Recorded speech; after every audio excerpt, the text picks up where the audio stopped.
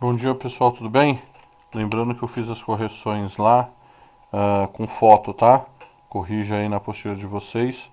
Agora a gente vai para o capítulo 12, tá? Introdução à circunferência, apostila 3, página 88. Ângulos e triângulos, tá? Em geometria, muitas vezes precisamos, a partir de dados fornecidos, determinar as medidas de alguns ângulos. Para tanto, algumas propriedades de triângulos já estudadas e algumas de suas consequências serão retomadas nesse capítulo. Soma dos ângulos internos. Num triângulo qualquer, a soma de seus ângulos é 180 graus. De fato, num triângulo ABC, tracemos uma paralela ao lado da linha AB, passando por C, como na figura a seguir. Aí ele dá pra gente, ele faz lá na figura, tá? O símbolo de beta linha e alfa linha, tá?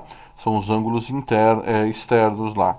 Então ele dá pra gente, como beta e beta linha são ângulos alternos internos, assim como os ângulos alfa e alfa linha, eles são congruentes. Logo, alfa linha mais gama mais beta linha é igual a 180 graus, que é a mesma coisa que alfa mais beta mais gama igual a 180. A medida de um ângulo externo de um triângulo é igual à soma das medidas dos ângulos internos não adjacentes a ele, né? Então ele dá outra figura para a gente ir lá. Como θ é suplementar ao ângulo ao alfa, de fato, θ é igual a 180 graus, menos alfa, que é igual a alfa mais beta mais gama menos alfa, que é igual a beta mais gama. Aí ele dá um exercício resolvido para a gente. Aí a gente vem. Figuras circulares e corpos redondos. Os desenhos a seguir são representações de figuras geométricas, que representam características comuns, mas são diferentes. Então a primeira aqui que ele dá para a gente o desenho é uma circunferência, depois um círculo e depois uma esfera, né?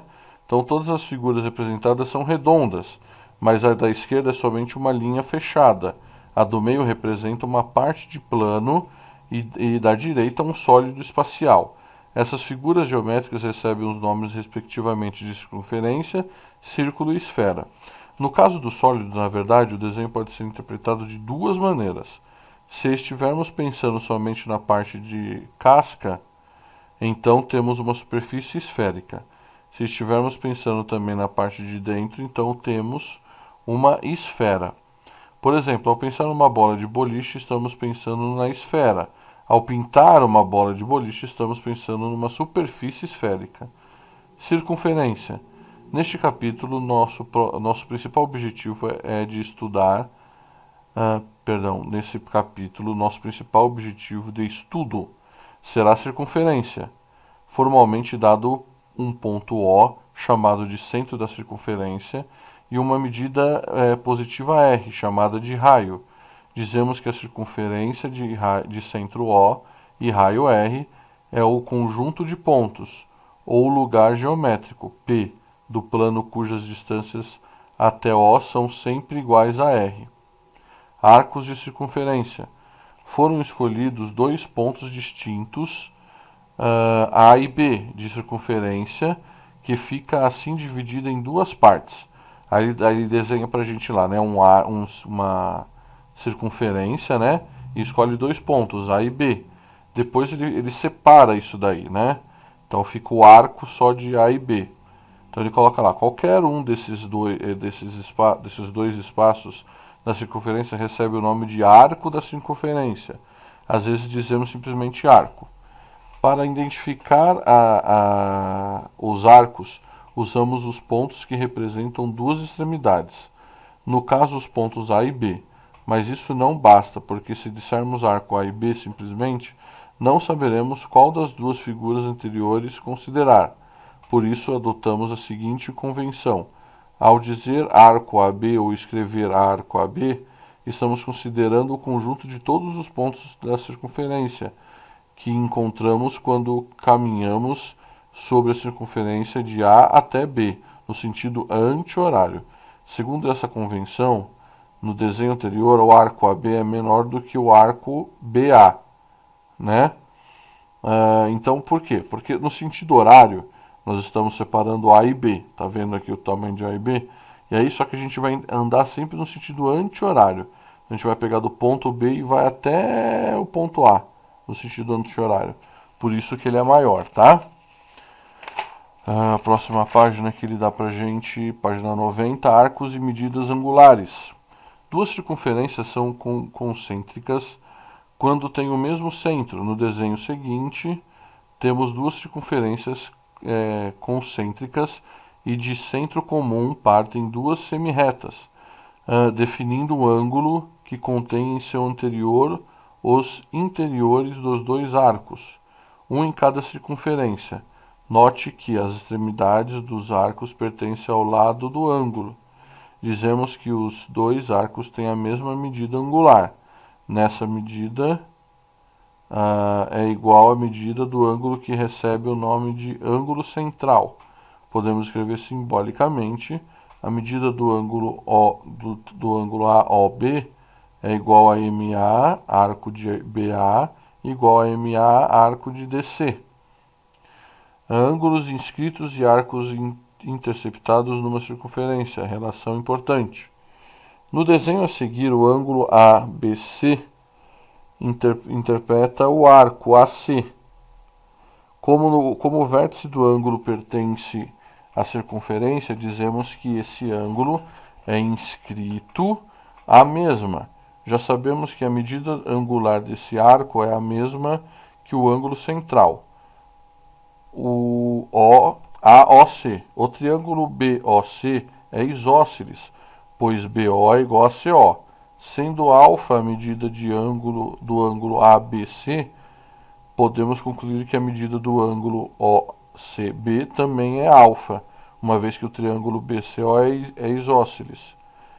Vemos também que o triângulo AOC é um triângulo extremo do triângulo BOC. Logo, sua medida é a soma das medidas dos ângulos internos não adjacentes, ou seja, 2 vezes alfa. Ou, em outras palavras, a medida do ângulo AOC é igual a 2 vezes M, 2 vezes a medida do ângulo ABC. Como a medida do ângulo AOC é a medida angular do arco AC, podemos escrever que a medida de arco C é igual a 2 vezes a medida de A mais B.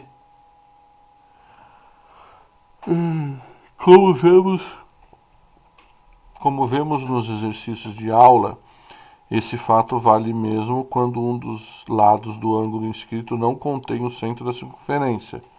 A medida do ângulo central é sempre igual ao dobro da medida dos ângulos inscritos que enxergam o mesmo arco.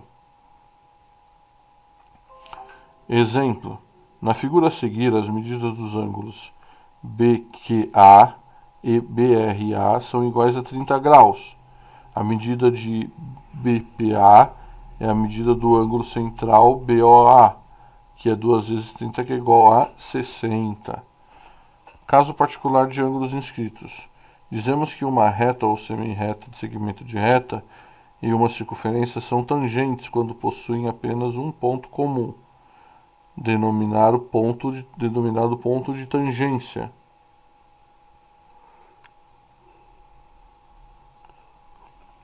Se O é centro de circunferência e T é o ponto de tangência, então o raio OT é necessariamente perpendicular à reta ou semirreta ou segmento de reta tangente. No desenho seguinte, temos a linha, né? O, T e T.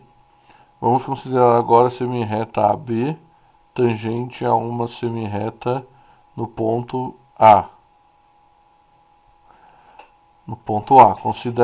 Consideremos também uma corda AC, né, na linha AC, dessa circunferência. Dizemos que o ângulo BAC está inscrito na circunferência e que interpreta o arco AC.